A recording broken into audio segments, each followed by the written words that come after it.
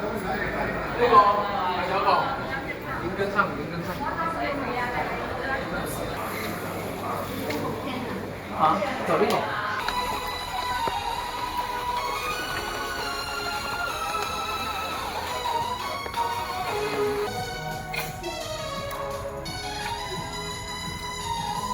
逆转上半场的观影现场，我是今天的观影活动主持人，南都娱乐记者林金武，大家下午好。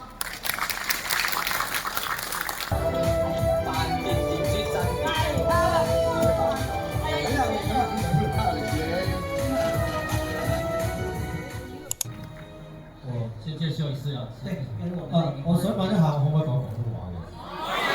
咁啊好啊！大家好，我係逆轉上半場嘅導演黃柏基，大家好，多謝大家歡迎啊！大家好，我係逆轉上半場嘅演員陳湛文，今次飾演嘅係胡少豪教練啊！多謝咁多位。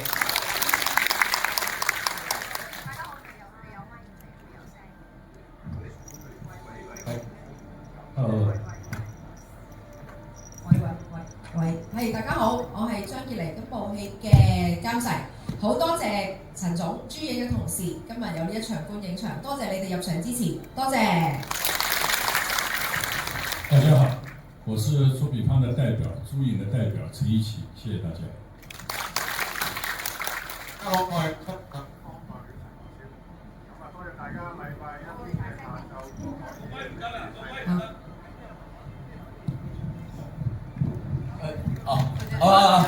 陳羅超啊，係，多謝大家星期一都過嚟睇戲啊！係。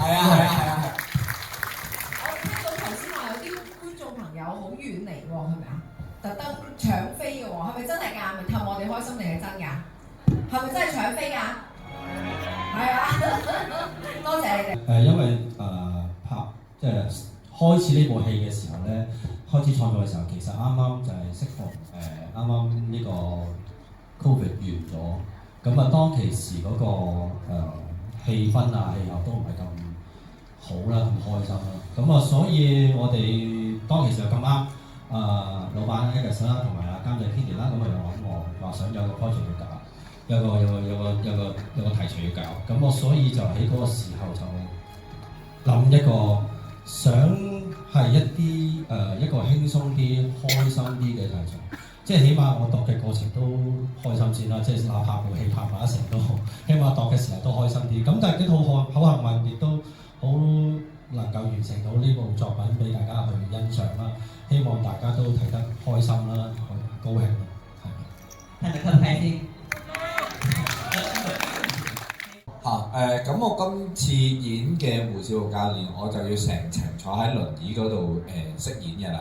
咁因為佢因為意外冇得再用佢對腳嚟到行路同埋揾食，咁所以對佢係成個晴天霹靂嚟嘅啦。跟住就一路都放棄咗自己嘅人生咁滯，直至就算遇上咗方希文同埋呢班小朋友，都冇諗住改變自己嘅任何態度嘅，係到真係見到佢係踢波啦，差唔多又要入呢個聯賽嗰陣時，就發覺其實係都係有種良心未泯啊，跟住幫少少，但係幫少少之後都係唔諗住繼續幫嘅，係俾方希文再同佢有一場激烈嘅對談之後，就發覺其實都真係要幫一幫，係都真係要承認過自己去過呢個低谷，唔應該將呢啲咁樣嘅能量渲染俾呢啲小朋友，咁所以就索性踏咗一步，同埋